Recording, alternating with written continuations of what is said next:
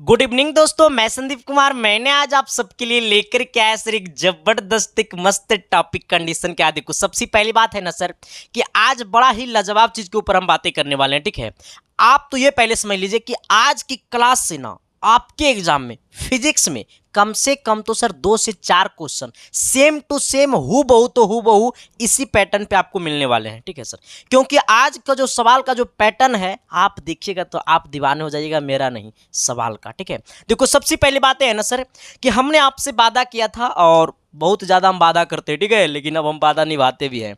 हमने आपसे वादा किया कि 15 मार्च से आपको हम कर देंगे धुआं धुआं, मतलब आपका क्लास को हम कर देंगे धुआं धुआं। ठीक है, 15 मार्च से आपका क्लास कंटिन्यू चलेगा और जैसे कि हमने अपनी वादा पे सही उतरा ना आ जाओ सर। लेकिन देखो सबसे पहली बात है ना कि आज की क्लास में, इस क्लास में जो फिजिक्स का जो सवाल लेकर के आए हैं ना सर, वो आपके लिए ना बड़ा महान सवाल है। वो टोटल का टोटल इस सवाल को देख लो, इसके बाद आप जाकर के सेट बनाइएगा ना तो प्रत्येक सेट में आपको 1 से 2 सवाल इसी पैटर्न पे आपको मिलने वाले हैं। और तुमको पता है कि जब हम पढ़ा देंगे तो आप भूल जाइएगा, ऐसा होने नहीं देंगे, तभी तो सिलेक्शन आपके कदमों में झुकेगा मेरे भाई।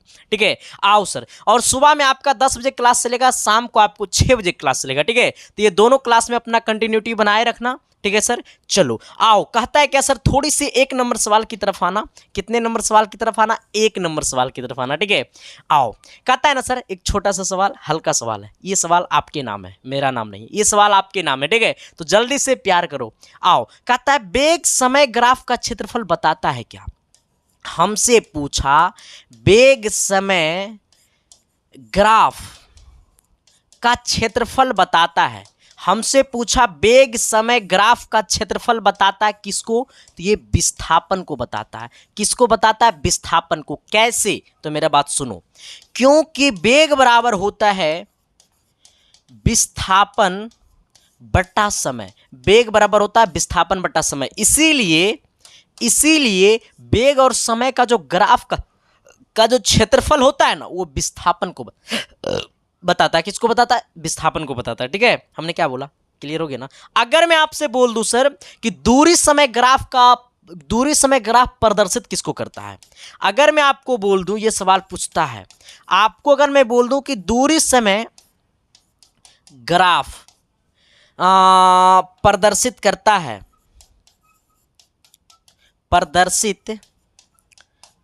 है। देखो मेरा लिखावट पे मेरा जज मत करना ठीक है, क्योंकि मेरा लिखावट ना बहुत गंदा है मेरे भाई। ठीक है, आ जाओ। ऐसा नहीं कि मास्टर तुझा अशुद्ध लिख रहा है, बोल तो रहे हैं ना सुधरे। हाँ, ऐसा नहीं कि इससे मेरा जजमेंट मत कर लेना। ठीक है, आओ। हमने बोला सर क्या कि दूरी समय ग्राफ प्रदर्शित करता है किसको? इस बात को समझ लो। देखो हमें यहां पे बोला दूरी और समय। आप जरा सोचो मेरे भाई अपने दिल और दिमाग में कि दूरी और समय किसके साथ रिलेशन बनता है? तो दूरी और समय जो होता है वो चाल के साथ रिलेशन बनता है, क्योंकि चाल बराबर होता है दूरी बट्टा समय। इसका सेंस ये है कि दूरी और समय जो है वो दोनों प्रदर्शित करता है किसे? तो चाल को प्रदर्शित करता है। अगर मैं आपसे पूछ दूं कि वेग और समय किसे प्रदर्शित करता है? वेग समय ग्राफ प्रदर्शित करता है किसे? तो देखो यहां पे देखना, वेग और समय ग्राफ किसे प्रदर्शित करेगा? क्योंकि यहां पे देखना, ये वेग बराबर होता है विस्थापन बट्टा समय। इसका मतलब वेग समय ग्राफ जो होगा वो किसे प्रदर्शित करेगा? तो ये आपको, सॉरी यहाँ पे आ जाना, वेग समय। देखो यहाँ पे आना, यहाँ से मत सोच लेना। ठीक है, ये वेग समय बोला तो वेग समय जो होता है ना सर, एक होता है त्वरण। त्वरण बराबर होता है चेंज इन वेलोसिटी। क्या होता है? चेंज इन वेलोसिटी, मतलब वेग में परिवर्तन की दर ही त्वरण कहलाती है। यानी चेंज इन वेलोसिटी भी क्या कर देंगे सर? Change in velocity. ठीक है, इसको ऐसे लिखो ना, यानी वेग में परिवर्तन बटा समय।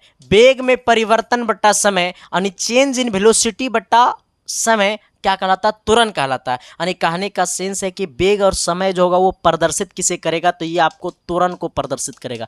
किसे प्रदर्शित करेगा? त्वरण को प्रदर्शित करेगा। ठीक है, लेकिन वेग और समय ग्राफ का जो क्षेत्रफल है वो आपको विस्थापन को बताता है। ठीक है, यहां तक कोई दिक्कत, कोई समस्या, कोई परेशानी, कोई कष्ट है तो बता दो। हमने क्या बोला आपको सर? हमने बोला कि वेग और समय का जो ग्राफ का जो क्षेत्रफल है वो आपको विस्थापन को प्रदर्शित करता है। ठीक है, लेकिन वेग समय ग्राफ जो है वो किसे प्रदर्शित करता है? ओनली फॉर दूरी समय ग्राफ। हमने आपसे क्या पूछा कि दूरी समय ग्राफ किसे प्रदर्शित करता है, तो दूरी समय ग्राफ जो है वो चाल को प्रदर्शित करता है मेरे भाई। वेग समय ग्राफ किसे प्रदर्शित करता है, तो ये आपको त्वरण को प्रदर्शित करता है। लेकिन अगर मैं आपको पूछूंगा सिर्फ ओनली फॉर वेग समय ग्राफ प्रदर्शित करता है, हमने आपसे सिर्फ पूछा है कि प्रदर्शित करता है, तो ये त्वरण मारना। अगर आपसे पूछ देगा कि वेग समय ग्राफ का क्षेत्रफल बताता है, तो विस्थापन। ठीक है, चलो यानी ऑप्शन नंबर आपका डी हो जाएगा। अगला सवाल की तरफ आना। अगला सवाल क्या कहता है, 2 नंबर सवाल की तरफ थोड़ी सी गौर करना। ये 2 नंबर सवाल कितने लोग टिक आएगा कि तेरी चेहरा अब मेरे नींद में भी आने लगा है। आओ सर, देखो फिजिक्स ऐसे समझा जाता है ना, देखो हम फिजिक्स तेरे अंदर घुसेड़ के मारते हैं। 2 नंबर कहता है सघन माध्यम से परावर्तन का कलांतर होता है। देखो जब भी आपसे सघन का माध्यम का पूछेगा, सघन माध्यम का कलांतर पूछेगा, क्या पूछेगा, कलांतर पूछेगा, तो कलांतर जो होता है सर वो हमेशा क्या होता है, पाई होता है। ठीक है, इस बात को समझ लेना। हमने आपको क्या बोला कि सघन माध्यम का कलांतर बोलेगा तो कलांतर कितना मारना मेरे भाई, पाई मारना। ठीक है, चलो ये हल्का सवाल था लेकिन लॉजिकल सवाल था। ठीक है सर, चलो अगला, ये सवाल कितने लोग टिक आएगा, ये सवाल में कितने लोग जोर लगाएगा जरा बता दो ना सर कमेंट करके। ठीक है, आओ 3 नंबर कहता है, क्या लग रहा है न्यूमेरिकल है ना रे, आखिर या थोड़ा सा ऐसे से करके देखो ना, न्यूमेरिकल ही बुझाएगा ही। ठीक है, देखो सर अब जो है ना वो आपका सारे क्लासेस हम कंटिन्यू तरीका से लेंगे, बस आप लोग प्यार करते रहना, सपोर्ट करते रहना बस। आओ फिजिक्स देखो, न्यूमेरिकल से जो लोग डरते हैं ना सर, मैं आपको न्यूमेरिकल आपके अंदर घुसेड़ के मारूंगा। ठीक है, बस आप मेरे क्लासेस में बने रहना। ठीक है कहता है क्या सर कि 20 किलोग्राम द्रव्यमान के ब्लॉक पर 2 मीटर की दूरी तक 5 न्यूटन तक का बल लगाया जाता है, तो ब्लॉक की गतिज ऊर्जा क्या होगी। सबसे पहले मेरे भाई की ये गतिज ऊर्जा का फॉर्मूला क्या होगा, हमसे देखो जब भी आप कोई भी सवाल को पकड़ते हैं, चाहे वो मैथ का सवाल हो चाहे वो न्यूमेरिकल सवाल हो, तो सबसे पहले आप ये समझिए कि एक्चुअली सवाल में दिया हुआ क्या है। ठीक है, जो बच्चे से क्वेश्चन नहीं बनता है या फिर आपसे वो क्वेश्चन बनने वाला है, तो प्लीज सवाल को पढ़ते हैं तो सवाल को पढ़ते समय आप ये कोशिश करिए कि सवाल में एक्चुअली दिया हुआ क्या है। जब तक आपको ये नहीं पता चलेगा कि सवाल में दिया क्या है, तब तक आपको ये भी नहीं पता चलेगा कि सवाल बनेगा कैसे। हाँ, पहले ये पता कीजिए कि सवाल में गिवन क्या है और हमें फाइंड क्या करना, मतलब निकालना क्या है। देखो हमें निकालना है गतिज ऊर्जा, लेकिन गतिज ऊर्जा निकालने के लिए हमको 20 किलोग्राम द्रव्यमान के ब्लॉक है, एक ब्लॉक है, मान लो ये वाला हमारा ब्लॉक है। ठीक है, ये ब्लॉक का जो वजन है मेरे भाई, इसका वजन कितना है, 20 किलोग्राम द्रव्यमान है। ये ब्लॉक का वजन कितना है, 20 किलोग्राम द्रव्यमान है। कितना है, 20 किलोग्राम द्रव्यमान है ये ब्लॉक का वजन। ठीक है, आ जाना।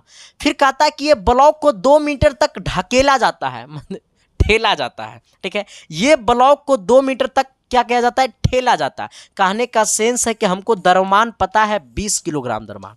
कितना किलोग्राम द्रव्यमान, 20 किलोग्राम द्रव्यमान हमको पता है, और हमें पता है दूरी।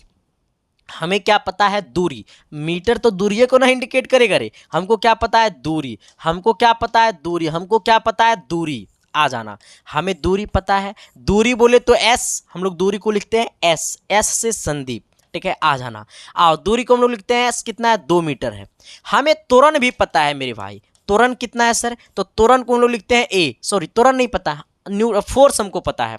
5 न्यूटन का फोर्स लगाया जाता है इस ब्लॉक पे, 5 न्यूटन का बल लगाया जाता है, तो ये ब्लॉक जो है वो 2 मीटर चल करके ये ब्लॉक यहाँ आ जाता है, ये ब्लॉक यहाँ आ जाता है। ठीक है, हमने क्या बोला, पहले इधर सुनो। हमें क्या पता है सर, यहाँ पे आ जाना, यहाँ पे लाना। हमें क्या पता है, बल पता है। ठीक है, हमें क्या पता है, बल पता है। बल बोले तो फोर्स, मतलब एफ, एफ बराबर कितना है, 5 न्यूटन है।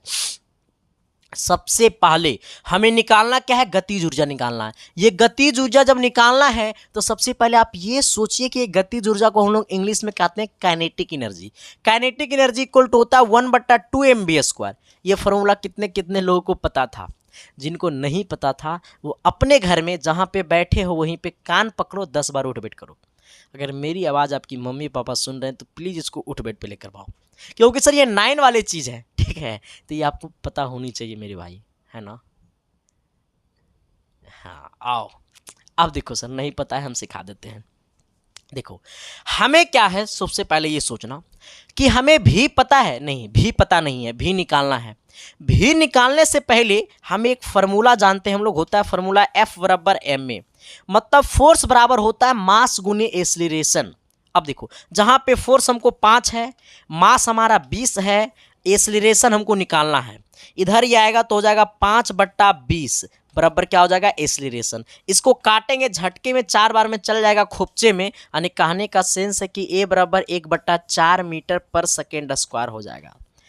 चल जी भी कैसे निकली भी, आओ हमको भी निकालना है। एक बात मेरे को समझ में आता नहीं है तेरे को, सुनो फिजिक्स समझना है ना जी, तो मेरे से कांटेक्ट करना, संदीप कुमार तुमको फिजिक्स समझाएगा। देखो सॉरी, इधर आना, इसको भी सॉरी बोलना जरूरी है, इसका भी तो इंसान है ना। अरे हाँ आओ, ये ब्लॉक है, ये ब्लॉक है, ये मेरा चश्मा का डब्बा है, कुछ देर के लिए मान लो ब्लॉक है। ये ब्लॉक का वजन कितना है, 20 किलोग्राम द्रव्यमान है। ये ब्लॉक अभी क्या चीज में है, विरामा में है। हाँ ये ब्लॉक क्या चीज है, विरामा में है। अब जब ये ब्लॉक विरामा में है सर, तो हमने ब्लॉक पे फोर्स लगाया कितना न्यूटन का, ये ब्लॉक पे हमने 5 न्यूटन का फोर्स लगाया। ये ब्लॉक अभी विरामावस्था में है, जब ये ब्लॉक विरामावस्था में है तो इनिशियल वेलोसिटी 0। अब ने ये ब्लॉक पे हमने 5 न्यूटन का फोर्स लगाया तो ये ब्लॉक 2 मीटर आगे बढ़ गया, यानी कहने का सेंस है कि हमें भी पता करना है। ये 2 मीटर आगे बढ़ गया तो इसका चाल क्या होगा वो तो निकालना पड़ेगा, लेकिन इनिशियल वेलोसिटी तो 0 हो गया। आप जरा बता दो कि एक फार्मूला होता है भी स्क्वायर बराबर यू स्क्वायर प्लस 2as, इससे हमारा भी निकल जाएगा। जब भी निकल जाएगा तो यहाँ पे रख देंगे तो काइनेटिक एनर्जी निकल जाएगा। ठीक है चलो आ जाना। ओ अब यहाँ पे देखना मेरे भाई, भी स्क्वायर, यहाँ पे u का मान तो 0 हो गया, प्लस 2 गुने a का मान तो 1/4 है, s का मान कितना है मेरे भाई, तो s का मान यहाँ पे देखो 2 मीटर है। 2 से 4 गया 2 बार में, ये 2 से 2 गला खोपचे में सर जी, यानी कहने का सेंस है कि भी स्क्वायर बराबर कितना आ गया, 1 आ गया। ठीक है आप देखो हमें क्या निकालना है, काइनेटिक एनर्जी। क्या निकालना है, काइनेटिक एनर्जी बोले तो गतिज ऊर्जा। हमें क्या निकालना है, काइनेटिक एनर्जी बोले तो गतिज ऊर्जा। गतिज ऊर्जा बोले तो काइनेटिक एनर्जी, और काइनेटिक एनर्जी बोले तो गतिज ऊर्जा बराबर होता है 1/2 mv²। आ जाना 1/2 m का मान है 20 ग्राम, यहाँ पे दिया हुआ है। भी का मान कितना, भी स्क्वायर का मान 1 है। आओ 2 से काटेंगे सर, इसको 10 बार में चल जाएगा खोपचे में, यानी कितना हो गया, 10 जूल हो गया। यानी ऑप्शन नंबर आपका क्या हो गया, सी हो गया। कोई दिक्कत, कोई परेशानी, एक बार आप इसे उतार लीजिए सर, प्लीज़ भाई उतार लो ना, हमें पता है तू विद्वान है, उतारना। ऐसे ना समझ में आई, मैं तो इससे समझ में आई। हाँ चलो आना सर, सवाल नंबर 4 की तरफ आना। देखो ये 4 नंबर सवाल पढ़ोगे ना तो पता है क्या कहोगे कि सर ये 4 नंबर सवाल पढ़ेंगे तो आगे बढ़ेंगे, वरना तुम यहीं दब जाओगे। जिंदगी में सर समय को महत्व देना होगा। अगर आपकी कुछ इच्छा है जिंदगी में कुछ करने की, कुछ चाहत है, तो आप समय को महत्व दो, क्योंकि कहा जाता है टाइम इज द मनी और मनी इज द टाइम। ठीक है सर, जिस दिन तुम्हारे दिल में समय का महत्व आ जाएगा उस दिन तुम्हारे पॉकेट में पैसा कभी खत्म नहीं होगा, और जिस दिन तुम्हारे दिल में पैसा का महत्व आ जाएगा उस दिन तुम टाइम को महत्व ऑटोमेटिक देने लगोगे। ठीक है, तो यही हम बोलना चाह रहे थे। चलो आ जाना। कहता है 4 नंबर सवाल क्या, कि पृथ्वी पर का वायुमंडल, पृथ्वी पर वायुमंडल होने का कारण क्या है। पृथ्वी पर वायुमंडल होने का क्या कारण है। सपोजिट मान लो कि ये हमारा पृथ्वी है। ठीक है, अब देखो ये पृथ्वी है सर, अब यहां पे आना, ये हमारा वायुमंडल है। ठीक है, ये हमारा क्या है, वायुमंडल है, ये हमारा वायु आवरण है। ठीक है, ये हमारा क्या है सर, ये वायु आवरण है। ठीक है, ये हमारा वायु आवरण है। इस बात को समझ लेना मेरे भाई। अब मेरे बात को समझ लेना मेरे भाई, देखो ये वायु है तो वायु को, ये वायु है, वायु को पृथ्वी अपनी ओर खींचता है, ये वायु को पृथ्वी अपनी ओर खींचता है, ये वायु को पृथ्वी अपनी ओर खींचता है। जो चारों तरफ वायु है ना उसे पृथ्वी अपनी ओर क्या करता है, खींचता है मेरे भाई। आप जरा समझ लो कि ये चारों तरफ वायु का आवरण है और ये पृथ्वी जो है सर वो वायु को क्या करता है, अपनी ओर खींचता है। तो अब सोचो ना रे बउआ, सोचो ना बाबू कि वायु को जब अपनी ओर खींचेगा तो किस बल से खींचेगा, गुरुत्वे, किससे खींचेगा सर, ये गुरुत्वाकर्षण, गुरुत्वाकर्षण बल से खींचेगा। किससे खींचेगा? गुरुत्वाकर्षण बल से खींचेगा। ठीक है, ये चारों तरफ वायु को पृथ्वी अपने ओर जब खींचेगा, चारों तरफ की वायु को पृथ्वी जब अपने ओर खींचेगा तो किस बल से खींचेगा? गुरुत्वाकर्षण बल से खींचेगा। ठीक है, यानी कहने का सेंस है मेरे भाई कि पृथ्वी पर वायुमंडल होने का कारण क्या है? तो ये सभी वायु को, ये पृथ्वी पर होने का क्या कारण है? तो ये सभी वायु को ये गुरुत्वाकर्षण बल अंदर खींचता है, इसीलिए पृथ्वी पर वायु चला जाता है। तो किसके कारण? गुरुत्वाकर्षण। ठीक है, अच्छा इससे एक सवाल और पूछेगा, पता है क्या? पृथ्वी का विभव, हाँ यही पूछता है, पृथ्वी का विभव क्या होता है? तो पृथ्वी का विभव शून्य होता है। ठीक है, ये भी याद कर लेना, ये भी पूछता है। ठीक है, मेरे को पता है ना क्या क्या पूछता है, मेरे को सब पता है क्या क्या पूछता है और क्या नहीं पूछता है। ठीक है, चलो देख लो, इसको पास बढ़ाया है इसका। ठीक है, इसको जोड़ दो। हाँ, तो हमने क्या बोला सर कि पृथ्वी पर का विभव क्या होता है? शून्य होता है। पृथ्वी पर वायुमंडल होने का क्या कारण है? तो पृथ्वी के चारों तरफ जो वायु आवरण होते हैं उसे गुरुत्वाकर्षण बल पृथ्वी की ओर क्या करता है? खींचता है। तो गुरुत्वाकर्षण के कारण, गुरुत्वा के कारण। ठीक है, देखो फिजिक्स समझ में नहीं आता तो मेरे से बोलो ना रे, सब समझा देंगे। आओ आओ आओ आओ आओ, हाँ सर आओ, ये सवाल को हम लोग देखते हैं। आओ तो जरा, कहता है यदि वस्तु का द्रव्यमान, कितना नंबर 5 नंबर, यदि वस्तु का द्रव्यमान दुगना कर दिया जाता है तो वस्तु की गतिज ऊर्जा क्या होगी? देखो सबसे पहले समझ लो कि पहला जो वस्तु का द्रव्यमान था, ये तो हमको लग रहा है सब कोई मार देगा, ये सवाल में हम पढ़ाए थे, ये क्वेश्चन हम पढ़ाए हैं 2-3 बार। प्लीज भाई कमेंट कर दो ना, वरना मेरे को डिमोटिवेट कर दोगे। देखो जो चीज हम पढ़ा देते हैं ना, एक बार जब तुम उसका कमेंट नहीं करते हो ना सर, तो मेरे को लगता है ना कि हाँ ऐसे ही लक्षण रखोगे ना तो शादी भी नहीं होगा। सर सोच बदलो ना रे, दुनिया बदल जाएगी मेरे भाई। हाँ आप लोग जरा सोच बदलिए सर जी, दुनिया बदल जाएगी। अगर मम्मी पापा की फिक्र को फक्र में बदलना है तो पहले खुद को बदलना होगा। हाँ, मम्मी पापा के फिक्र को फक्र में बदलना है तो सबसे पहले आपको बदलना होगा। अगर ये मड़ी के घर, ये झोपड़ी के घर को अगर महल में बदलना है तो सबसे पहले आपको अपनी सोच को बदलना होगा। अगर ये शरीर पे जो, पिता के शरीर पे जो फटे हुए कपड़े होते हैं, अगर उसको बेहतर कपड़ा में बदलना है तो सबसे पहले आपके अंदर की सोच को बदलना होगा। जिस दिन सोच बदल जाएगी मेरे भाई, उस दिन दुनिया बदल जाएगा। और जब दुनिया बदल जाएगा सर तो फिर हर चीज बदल जाएगा। खुद से वादा करो ना, खुद से प्रॉमिस करो ना, ये दुनिया धोखा देती है।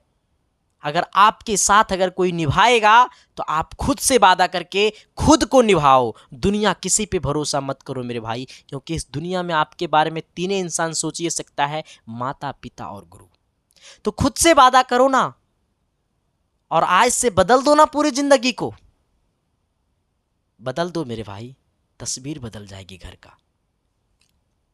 चलो आते हैं सर हम लोग अपनी दुनिया में। कहता है यदि वस्तु का द्रव्यमान दुगना कर दिया जाए, मान लो कि वस्तु का द्रव्यमान m है, तो हमसे पूछा गतिज ऊर्जा। जब वस्तु का द्रव्यमान m है तो ऐसे केस में गतिज ऊर्जा को हम लोग इंग्लिश में कहते हैं काइनेटिक एनर्जी। तो इक्वल टू क्या होगा? 1/2 mv² हो जाएगा।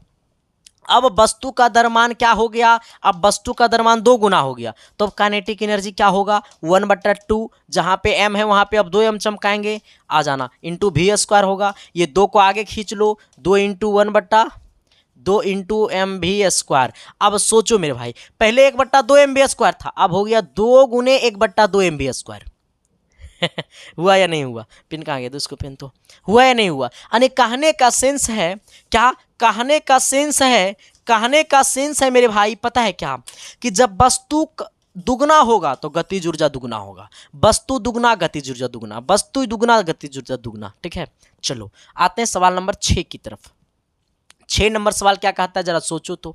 अच्छा, ये सवाल कितने लोग कमेंट करके बताओगे सर? एक बार जरा शिद्दत से, प्यार से, मोहब्बत से बता दो। 6 नंबर सवाल थोड़ी सी अल्टर जैसी सवाल है, लेकिन सर इसको हम बना देंगे सल्टर। ठीक है, ये सवाल अल्टर नहीं है, ये सवाल अल्टर नहीं है, आपकी सोच अल्टर हो जाएगी इस सवाल में। आओ, कहता है यदि गतिमान न्यूट्रॉन स्थिर अल्फा कण से टकराता है, यदि गतिमान न्यूट्रॉन, मान लो ये गतिमान न्यूट्रॉन है, ठीक है, ये अल्फा कण से टकराता है, ठीक है, तो न्यूट्रॉन कि गतिज ऊर्जा में हानि का भिन्नात्मक रूप होगा, भिन्नात्मक रूप होगा। देखो सवाल ऐसे समझ में नहीं आता। सबसे पहले ये समझ लो कि न्यूट्रॉन का मास क्या है, द्रव्यमान क्या है, अल्फा कण से टकराता है। इस बात को समझ लो मेरे भाई, ऐसे समझना, सवाल को ऐसे नहीं समझ में आता, ऐसे समझना। देखो हमें बोला है कि गतिमान न्यूट्रॉन को स्थिर अल्फा कण से क्या करता है, टकराता है। जब स्थिर अल्फा कण से टकराता है इसका मतलब कि ये अल्फा कण जो है वो रेस्ट में है, ये गतिमान न्यूट्रॉन जो वो गति में है। ये गतिमान न्यूट्रॉन क्या चीज में, गति में है। अगर ये गति में है, ये क्या चीज में, ये गति में है, ऐसे केस में इसका u जो होगा, इसका u कुछ ना कुछ होगा, लेकिन जब ये रेस्ट में है तो इसका वेग क्या हो जाएगा, जीरो हो जाएगा। इसका प्रारंभिक वेग क्या हो जाएगा, जीरो हो जाएगा।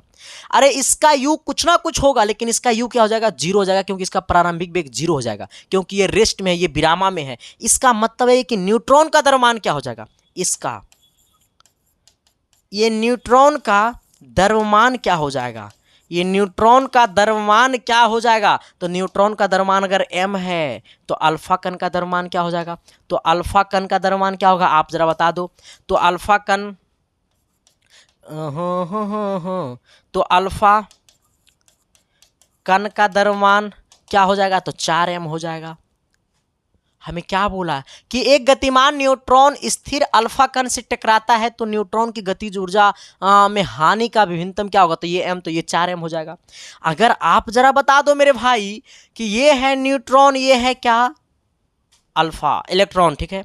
अब दोनों ये वाला न्यूट्रॉन इससे टकरा गया तो ये v1 इसको कह दो v2, ये इससे टकरा गया तो ये v1 v2 से टकरा गया। इसका मतलब जब v1 v2 से टकरा गया तो न्यूट्रॉन का वेग क्या हो जाएगा, जब ये इससे टकरा गया तो न्यूट्रॉन का वेग क्या हो जाएगा, जब ये इससे टकरा गया तो न्यूट्रॉन का वेग क्या हो जाएगा, तो न्यूट्रॉन का वेग हो जाएगा m1 माइनस m2 बट्टा m1 माइनस m2 बट्टा m1 प्लस m2।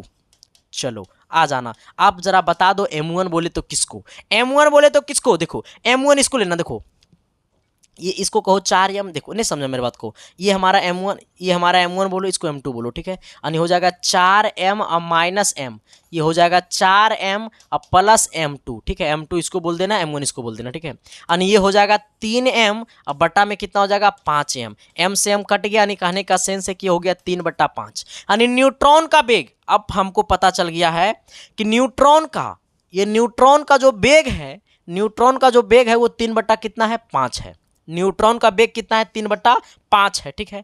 आ जाना, अच्छा रुक जाओ, हम तो u से मल्टीप्लाई करबे नहीं किए रे, पूरा में u से मल्टीप्लाई ना होगा, आ जाओ, यानी कितना हो गया 3/5 u हो गया, ठीक है। अब इस बात को बता दो मेरे भाई कि अगर आपसे हम पूछेंगे कि गतिज ऊर्जा में हानि, हमसे क्या बोला, गतिज ऊर्जा में हानि का भिन्नात्मक रूप, आपसे पूछा गतिज ऊर्जा में हानि का भिन्नात्मक रूप, तो डायरेक्ट कर दो ना, इसको कुछ नहीं करना, इसको कर दो u² माइनस v² बट्टा में u² कर दो, बस डायरेक्टे तुम कर दो। यहाँ के बाद इसको डायरेक्टे ऐसे कर देना, ठीक है, वरना तुम ऐसे दिमाग लगाते रहोगे तो ये चलता चला जाएगा, ठीक है। u² को u² लिखो माइनस ये v², देखो हमें यहाँ पे देखना v² का मान क्या हो जाएगा, तो v² का मान हो जाएगा, देखो यहाँ पे, यहाँ से इसको v² कर दो ना, ये हो जाएगा कितना, 3 का स्क्वायर 9, 5 का स्क्वायर 25, 25 u² हो जाएगा। इसको कर दो, इसको कर दो 9/25 u², 9 बट्टा कितना 25 u², ठीक है। अब यहाँ पे नीचे में भी u² है, यहाँ भी u², यहाँ भी u², तीनों में u² को क्या कर लो, कॉमन कर लो, यहाँ भी u², यहाँ भी u², यहाँ भी u², तीनों में u² को कॉमन कर लो, तो यहाँ पे क्या हो जाएगा सर, यहाँ पे हो जाएगा 1 माइनस 9 बट्टा कितना 25 हो जाएगा। इसको करेंगे सर तो ये कितना हो जाएगा, u² है ना, और नीचे में भी कितना हो जाएगा, u² है, ये दोनों यहाँ से u² कॉमन कर लो, नीचे में भी u² है, u² से u² कट जाएगा, ये हो जाएगा कितना 25 से कम 25, यानी 25 में से 9 गया तो कितना, यानी 25 में से 9 गया तो 16 बचेगा ना रे, बट्टा कितना 25, यानी 16/25 हो जाएगा, यही ना होगा 16 बट्टा कितना 25। हाँ सवाल समझ में आया कि नहीं आया, सर मेरे को नहीं आया, हमको पता है ना कि कौन सी तुमको नहीं आएगा। हाँ ये सबसे पहले मेरे को पता चल जाता है कि कौन सा चीज़ जो है ना तुमको समझ में नहीं आता होगा, ठीक है।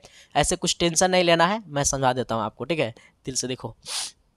न्यूट्रॉन का द्रव्यमान m, अल्फा कण का द्रव्यमान 4m हो जाएगा क्योंकि ये रेस्ट में है सर, ठीक है। ऐसे इस टाइप का सवाल आएगा तो इसका डायरेक्ट तुम आंसर याद रख लेना, ठीक है। कितना 16/25, ठीक है। देखो यहाँ पर देखो कुछ नहीं करना। अच्छा इस यहाँ तक तुम लोग निकालिए सकता है, इसमें एगो माइनस करके ऐसे करके डायरेक्ट कर देना, ठीक है। आंसर आ जाएगा, कहानी खत्म। ज़्यादा प्रोसेस में जाने से कोई फायदा नहीं है, ठीक है। आओ अगला सवाल की तरफ आते हैं सर। अगला सवाल देखो बड़ा हेवी सवाल है। ये सवाल देखोगे ना तो पता है क्या कहोगे कि तेरी आंखों में मेरा चेहरा दिखता है। चलो ये 7 नंबर या 6 नंबर, कितना नंबर सवाल होगा? सवाल नंबर ये 7 होगा सर, ठीक है। चलो आ जाना 7 नंबर की तरफ। कहता है एक प्रतिरोध पर 10 वोल्ट का विभवांतर लगने पर, एक प्रतिरोध पर 10 वोल्ट का विभवांतर लगने पर 0.02 एम्पियर की धारा प्रवाहित होती है। अच्छा पहले ये बोलो कि हमें पता क्या है। हमको धारा पता है, कितना की धारा प्रवाहित होती है? 0.02 एम्पियर की धारा प्रवाहित होती है। कितना वोल्ट है? तो आपको V का मान है सर, कितना V का मान आपको है, V का मान आपको है 10 वोल्ट। कितना वोल्ट है? 10 वोल्ट। अब सोचना, फिर हमसे पूछा है तो प्रतिरोध का प्रतिरोधक का प्रतिरोध होगा, हमसे पूछा R। आर का फॉर्मूला कितने लोगों को पता है? जल्दी कमेंट कर दो। आर बराबर क्या होता है मेरे भाई? कमेंट करना रे। आर बराबर होता है V/I। ये अभी 10 है, आई कितना है? 0.02 है। इसको यहाँ से पॉइंट को काटेंगे तो ऊपर में 100 से गुना हो जाएगा, और ये हमारा हो जाएगा 1000 ऊपर में, नीचे में 2 सिर्फ बचेगा। ये 2 से काटेंगे 1000 को तो 500 आएगा, और ये 500 ओम हो जाएगा, ठीक है। ये समझा। देखो आर बराबर होता है V/I। ये बात तो आपको पता है ना, कि वो नहीं पता है ना? पता है रे, ओम का नियम नहीं पता है। V directly proportional to I, sorry V directly proportional to I, जहां पे डायरेक्टली प्रोपोर्शनल हटेगा रेसिस्टेंस लगेगा RI। तो फिर ये देखो आई यहाँ पे गुना में नीचे जाएगा भागा में, तो V/I बराबर R, ठीक है। आओ तो V/I भी हमारा है 10, ये है 0.02। यहाँ से हमने पॉइंट को हटा दिया तो ऊपर में 100 गुना हो गया, तो नीचे में ये दोनों पहले है, खत्म हो जाएगा। 2 से यहाँ पे काटेंगे 500 और में कट जाएगा, नहीं 500 ओम, ऑप्शन नंबर डी होगा।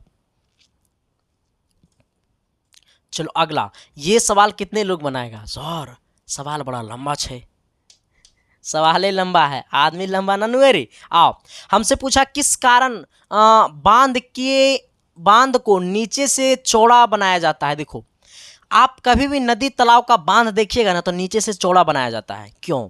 नदी तालाब का जो बांध होता है वो नीचे से इस प्रकार से बनाया जाता है। देखो ऐसे करके पतला किया जाता है, नीचे में चौड़ा फिर पतला किया जाता है, ठीक है। इसका सेंस क्या है? गहराई के साथ जल का मात्रा बढ़ती है? नहीं मेरे भाई, हट। गहराई के साथ जल का घनत्व बढ़ता है, हट। कहता है गहराई के साथ जल का दाब बढ़ता है। Thank you. हाँ, तालाब में, नदी में, समुद्र में दाब पर काम होता है, घनत्व पर काम नहीं होता है, ठीक है। इसीलिए सर हमारा गहराई के साथ जल का घनत्व बढ़ता है, इसीलिए बांध जो होता है सर वो नीचे चौड़ा ऊपर पतला होता है, ठीक है। चलो अगले की तरफ आना। अगला कहता है सर यदि प्रिज्म का कोण 60 डिग्री है। कितना डिग्री है? 60 डिग्री है, ठीक है। थोड़ा सा इधर आना। यदि प्रिज्म का एक कोण जो है सर वो हमारा 60 डिग्री है और न्यूनतम विचलन कोण DM कितना है सर? ये आपको है 30 डिग्री है, ठीक है। आ जाना, इसका मतलब है डेल्टा। तो प्रिज्म का अपवर्तनांक देखो, अपवर्तनांक बोले तो म्यू, यानी अपवर्तनांक बोले तो म्यू का एक फॉर्मूला होता है साइन। क्या होता है? साइन। क्या होता है? Sine A plus delta M बट्टा में कितना 2 बट्टा कितना A/2 होता है। आ जाना, साइन A/2 होगा। हमें A का मान पता है कितना है? हमें A का मान पता है कितना? 60 डिग्री। ऊपर में कितना हो गया? ये वाला हमारा 60 हो गया, प्लस ये वाला डेल्टा M का मान कितना है? 30 डिग्री। ये 30 हो गया, अब बट्टा में 2 कर देंगे सर। आ जाना, नीचे में हमारा कितना है? Sign A/2। A का मान कितना है? 60, तो ये भी हो जाएगा 30 डिग्री। आ जाना। यानी कहने का सेंस है कि ऊपर कितना हो जाएगा तो 90, दोनों को जोड़ेंगे 90, 90 में 2 से भाग देंगे तो साइन कितना हो जाएगा 45, नीचे में कितना हो जाएगा साइन 30। आ जाना। साइन 45 का मान कितना होता है, साइन 45 का मान होता है 1/√2, साइन 30 का मान होता है 1/2। इसको नीचे वाले को ऊपर के साथ, इसको इसके साथ, यानी 2/√2। इसको भी और हम काटेंगे, इतना दे नहीं रहा है। अच्छा ये 2 को लिख सकते हैं √2 गुने √2, √2 गुने √2 बट्टा में √2। इससे ये कट गया, ओनली फॉर √2, यानी ऑप्शन नंबर कहाँ गया, ए में गया। समझ में आया नहीं समझ? देखो ये एक फॉर्मूला होता है अपवर्तनांक equal to sine A plus delta m बट्टा 2, फिर नीचे में साइन a बट्टा 2। साइन यहाँ पे a का मान हमें 60 डिग्री दिया हुआ, डेल्टा m का मान हमको 30 डिग्री दिया हुआ। 60 प्लस 30 जोड़ेंगे 90 हो जाएगा, 2 से भाग देंगे साइन 45 हो जाएगा। नीचे में a बट्टा 2 है, a का मान 60 है तो ये हो जाएगा नीचे साइन 30। साइन 45 का मान 1/2 होता है, साइन 30 का मान साइन 45 का मान 1/√2 होता है और साइन 30 का मान 1/2 होता है। नीचे वाले को ऊपर के साथ, इसको इसके साथ गुना करेंगे 2/√2 आएगा। ये 2 को लिख सकते हैं √2 गुने √2 और बट्टा में √2। इससे इसको काटेंगे सर √2 आएगा, यानी कहने का सेंस है हमारा ऑप्शन नंबर ए होगा। यहाँ तक कोई दिक्कत, कोई परेशानी, कोई कष्ट है तो बता दो मेरे भाई। ऐसे मेरा हमेशा से कोशिश रहता है सर कि आपको कहीं पे कोई प्रॉब्लम ना हो, ठीक है, क्योंकि आपका प्रॉब्लम मेरा प्रॉब्लम।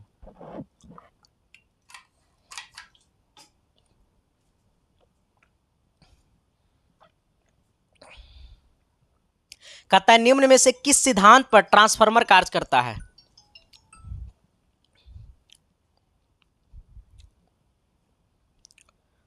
हेलो, हाँ बोलिए।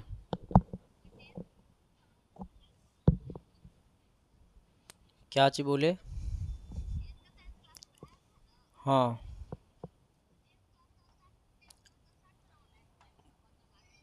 15 मार्च से सिर्फ यूट्यूब पे स्टार्ट होगा, उसका भी यूट्यूब पे क्लास स्टार्ट होगा आज 8 बजे से। एप्लीकेशन पे 20 तारीख से आएगा कोर्स।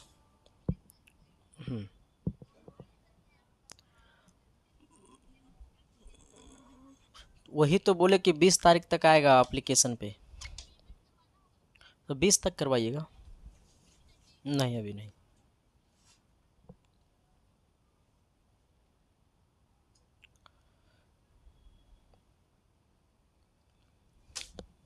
हाँ सर, हम लोग आते हैं इधर थोड़ी सी क्या, चलो आइए। कहता है निम्न में से किस सिद्धांत पर ट्रांसफार्मर काम करता है। देखो ये ट्रांसफार्मर जो होता है ना सर, वो आपको काम करता है अन्योन्यन पे। किस पे काम करता है, ये अन्योन्यन पे, प्रेरण पे कार्य करता है, ठीक है। हाँ ऑप्शन नंबर बी होगा। लेकिन अगर यही आपसे पूछ देगा कि विद्युत मोटर किस सिद्धांत पे कार्य करता है, अगर आपसे पूछ देगा कि विद्युत मोटर किस सिद्धांत पे कार्य करता है, तो विद्युत मोटर किस सिद्धांत पे कार्य करता है, तो विद्युत मोटर जो होता है मेरे भाई वो चुंबकीय प्रेरण पे कार्य करता है। किस पे कार्य करता है, चुंबकीय प्रेरण पे कार्य करता है, ठीक है। किस पे कार्य करता है, चुंबकीय प्रेरण पे कार्य करता है। किस पे कार्य करता है, चुंबकीय प्रेरण पे कार्य करता है, ठीक है। लेकिन अगर आपसे पूछ देगा विद्युत घंटी, विद्युत घंटी किस सिद्धांत पे कार्य करता है, तो विद्युत घंटी कार्य करता है सर, वो आपको पता है क्या, चुंबक पे कार्य करता है, ठीक है। विद्युत चुंबक पे, किस पे, विद्युत चुंबक पे, किस पे, विद्युत, ये आपको कार्य करता है विद्युत चुंबकत्व पे, ठीक है। इस पे ये कार्य करता है, ठीक है। आ जाना। तो आपको ये कभी कभी पूछ सकता है मेरे भाई, पता है क्या, कि आपको विद्युत घंटी किस सिद्धांत पे कार्य करता है, विद्युत मोटर किस सिद्धांत पे कार्य करता है। विद्युत मोटर बोलेगा तो चुंबकीय प्रेरण मारेंगे, ट्रांसफार्मर बोलेगा मेरे भाई तो अन्योन्य प्रेरण पे मारेंगे। लेकिन अगर आपसे पूछ देगा पता है क्या कि डायनेमो किस सिद्धांत पे कार्य करता है, तो ये आप कमेंट बॉक्स में कमेंट कर दीजिएगा, ठीक है। चलो आ जाना अगले सवाल की तरफ आ जाना। अगला सवाल कहता है लेंज के नियम द्वारा दिशा निर्धारित की जाती है। हमसे पूछा है लेंज के नियम द्वारा दिशा निर्धारित की जाती है, ये एक्चुअली में लेंज का नियम है क्या। लेंज के नियम द्वारा दिशा निर्धारित की जाती है, लेंज के नियम द्वारा दिशा निर्धारित की जाती है परिपथ में विभवांतर की नहीं मेरे भाई, परिपथ में धारा की नहीं, परिपथ में प्रेरित धारा की, हाँ प्रेरित धारा की, ठीक है। हमसे पूछा है लेंज के नियम द्वारा दिशा निर्धारित की जाती है, तो परिपथ में प्रेरित धारा की, किसकी, परिपथ में प्रेरित धारा की, ठीक है। चलो आ जाना अगले सवाल की तरफ। अगला सवाल क्या कहता है, थोड़ी सी गौर करना। कहता है सही संबंध है W मतलब कार्य बल और विस्थापन में, तो W बराबर Fs है, ठीक है, ये तो जानते होंगे है ना। कहता है किसी तैरती वस्तु का भार बराबर होता है, कोई भी वस्तु अगर तैर रहा है सर तो वो किसके बराबर भार के तैरता है, तो उत्प्लावन बल के द्वारा, किसके द्वारा, उत्प्लावन बल के द्वारा। लेकिन इस बात को आप समझ लेना कि तैरती वस्तु का द्रव्यमान द्वारा लगाए गए उत्प्लावन बल के बराबर होता है। हाँ देखो, अगर कोई वस्तु तैर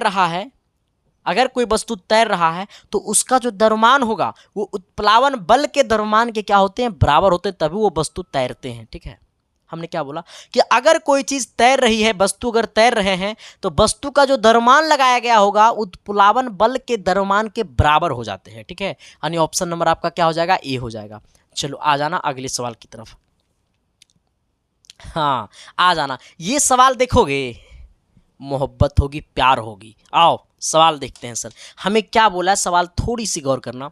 कहता है चित्र में दिखाई गई व्यवस्था में धारा ए से बी की ओर वृद्धि हो रही है।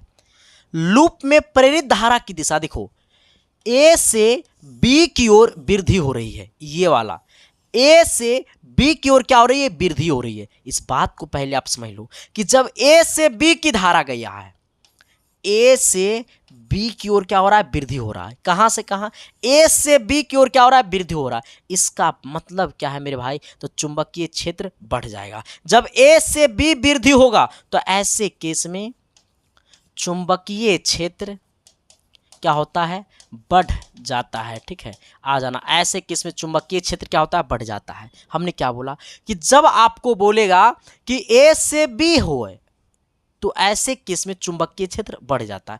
जब चुंबकीय क्षेत्र बढ़ जाता है तो लूप में प्रेरित धारा की दिशा दक्षिणवर्ता हो जाती है।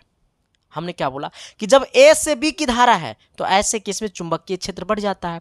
जब चुंबकीय क्षेत्र बढ़ जाती है तो लूप में प्रेरित धारा दक्षिणवर्ता हो जाती है। लूप में प्रेरित विद्युत धारा की जो होती है वो हमारा क्या होता है, दक्षिणवर्ता हो जाता है, ठीक है। ऑप्शन नंबर आपका क्या होगा, ए होगा। चलिए अगला सवाल की तरफ आते हैं हम लोग। अगला सवाल कहता है प्रकाश के किस रंग की तरंग में न्यूनतम परिकिरणन होती है, जो विचलन नहीं करता, ना के बराबर, बहुत कम विचलन करता है, वो लाल है, ठीक है। आओ कहता है 200 ओम, ये सवाल पता है, पढ़ोगे ना तो प्यार होगा, सुनो ना तुम। आओ कहता है 200 ओम प्रतिरोध के चालक से सिरों पर 400 वोल्ट का विद्युत वाहक बल रखा जाता है। 1 सेकेंड में इस चालक में प्रवाहित इलेक्ट्रॉनों की संख्या होगी क्या। देखो सर, सबसे पहले ये समझो कि हमें कितना ओम रेसिस्टेंस हमको दिया हुआ है, आर का वैल्यू 200 ओम दिया हुआ है। चालक में सिरों पर 400 वोल्ट, हमें वोल्ट पता है, विभवांतर पता है, यानी भी पता है, ठीक है। हमको भी क्या है, पता है, भी का मान कितना है, 400 वोल्ट है, 400 वोल्ट यही ना है। फिर हमसे क्या पूछा है, विद्युत वाहक बल रखा जाता है 1 सेकेंड में इस चालक में प्रवाहित। हाँ आओ, हमें ई का मान पता है 1.6 गुने 10 पे पावर -19 है। सबसे पहले आपको आई निकालना होगा मेरे भाई, क्या निकालना होगा, आई निकालना होगा। जब तक आप आई नहीं निकालेंगे तब तक कुछ नहीं होगा। सबसे पहले आप क्या निकाल दीजिए, आई निकाल दीजिए। आई कैसे निकलेगा, आई बराबर क्या होता है, आई बराबर क्या होता है, आई बराबर क्या होता है मेरे भाई, कमेंट। अरे इतना हल्का फॉर्मूला नहीं करोगे तो क्या करोगे, तुमको अभी नहीं पढ़ाए हैं, भी डायरेक्टली प्रोपोर्शनल टू आई होता है। इसका मतलब भी बराबर आर आई होता है। हमसे पूछा आई, का मतलब क्या हो जाएगा, भी बट्टा आर हो जाएगा। ये गुना में नीचे जाएगा भागा में। आओ, भी का मान कितना है सर 400, आर का मान कितना है 200, यानी कितना हो जाएगा 2 हो जाएगा, यानी कितना एम्पियर 2 एम्पियर हो जाएगा। आप जरा सोच लो मेरे भाई कि हमारा जो करंट है वो 2 एम्पियर हो गया, इलेक्ट्रॉन हमको दिया हुआ, भी हमको दिया हुआ, आर दिया हुआ। हमसे क्या पूछा, आवेश। हमसे अच्छा सबसे पहले क्यू निकालो, हमसे आवेश नहीं पूछा, हमसे पूछा है पता है क्या, इलेक्ट्रॉनों की संख्या। हो Q इक्वल टू क्या होता है, 1 सेकेंड में चालक में प्रवाहित विद्युत धारा। अच्छा, Q इक्वल टू क्या होता है, NE, नहीं नहीं, Q इक्वल टू ये निकाल करोगे सर, Q इक्वल टू होता है IT पर करो, ठीक है। Q इक्वल टू क्या होता है, IT। अच्छा, I का मान हमको पता है कितना, 2, T का मान कितना है, 1 सेकेंड में, यानी 1 हो गया, यानी कितना हो गया, 2 हो गया, यानी Q आवेश कितना हो गया, 2 हो गया। हमसे क्या पूछा है मेरे भाई, प्रवाहित इलेक्ट्रॉनों की संख्या, इलेक्ट्रॉनों की संख्या हमसे पूछा। जब इलेक्ट्रॉनों की संख्या आपसे पूछा, इसका मतलब मान लो इलेक्ट्रॉनों की संख्या n, n बराबर क्या होगा सर, ये Q बटा सॉरी Q बटा E हो जाएगा, ठीक है। आ जाना, Q कितना है 2, E कितना मेरे भाई है 1.6 गुने 10 पे पावर माइनस कितना 19 है। इसको हम लोग काटेंगे सर तो ये ऊपर चला जाएगा, ठीक है। ये कहाँ चला जाएगा, ऊपर चला जाएगा, तो ये हो जाएगा, इसको कर यहाँ जब इसको काटेंगे ना 2 बट्टा 1.6 गुने ये इसको ऊपर भेज देंगे तो 10 पे पावर कितना हो जाएगा, प्लस 19 हो जाएगा, क्योंकि ये माइनस 19 है तो प्लस 19 कर दो, क्योंकि नीचे माइनस से ऊपर चल जाएगा प्लस। इसको जब हम लोग काटेंगे, इसको यहाँ से पॉइंट हटाएंगे तो ऊपर में 10 से गुना कर देंगे। जब 10 से गुना करेंगे तो ये 8 बार में कटेगा, जब इसको काटेंगे तो 1.25 हो जाएगा, और गुने 10 पे पावर कितना हो जाएगा, 19 हो जाएगा, ठीक है। 1.25 गुने 10 पर कितना 19, ऑप्शन नंबर आपका हो जाएगा डी। कोई दिक्कत, परेशानी, कष्ट, समझ में आया कि नहीं आया? हम आपसे पूछ रहे हैं सर समझ में आया कि नहीं आया? आया तो एक बार एस लिख करके कमेंट बॉक्स में कमेंट कर दो सर। आगे देखिएगा सर, आगे वाला क्या कहता है, थोड़ी सी गौर करना, क्योंकि जितना आगे जाइएगा ना सवाल को लेकर के उतना ही दिल आपका आगे जाएगा, ठीक है।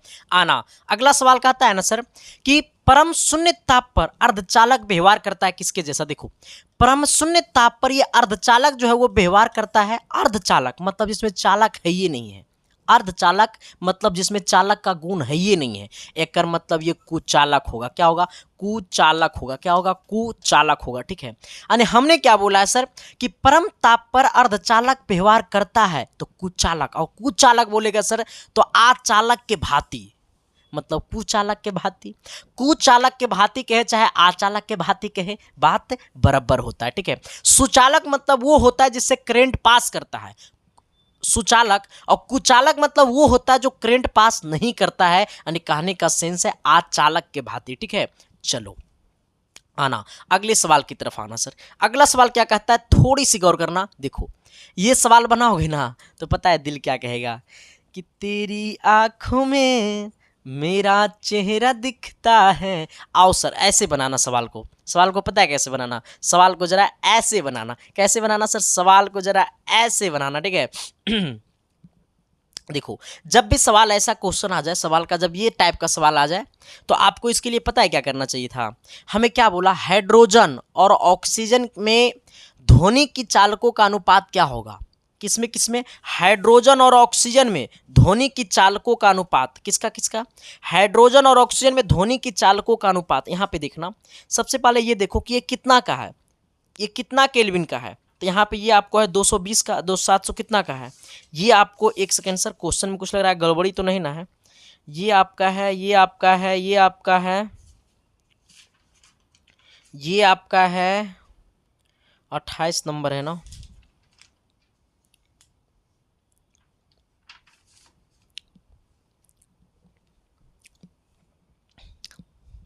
अब यहाँ पे पहले आप ये देख लीजिएगा सर, थोड़ी सी हमें बोला हाइड्रोजन और ऑक्सीजन में ध्वनि की चालकों का अनुपात। देखो, हाइड्रोजन H2 और ऑक्सीजन में ध्वनि की चालकों का अनुपात, ध्वनि की चालकों का अनुपात हमको निकालना है। इसका मतलब यहाँ पे देखना, यहाँ पे हाइड्रोजन और ऑक्सीजन में, तो इसका उल्टा कर देना, ऑक्सीजन O2 का मास और हाइड्रोजन H2 का मास। यानी कहने का सेंस है कि ऑक्सीजन का आणविक द्रव्यमान होता है 8 होता है इसका एटॉमिक नंबर, हमने परमाणु संख्या, तो इसका दुगना होगा द्रव्यमान संख्या 16। तो ये कितना हो जाएगा सर, ये आपको 16 हो जाएगा। और ये कितना हो जाएगा, H2 मतलब कितना, ये 16 दूनी 32 ना हो जाएगा रे, ये कितना हो जाएगा, ये आपको 32, ठीक है।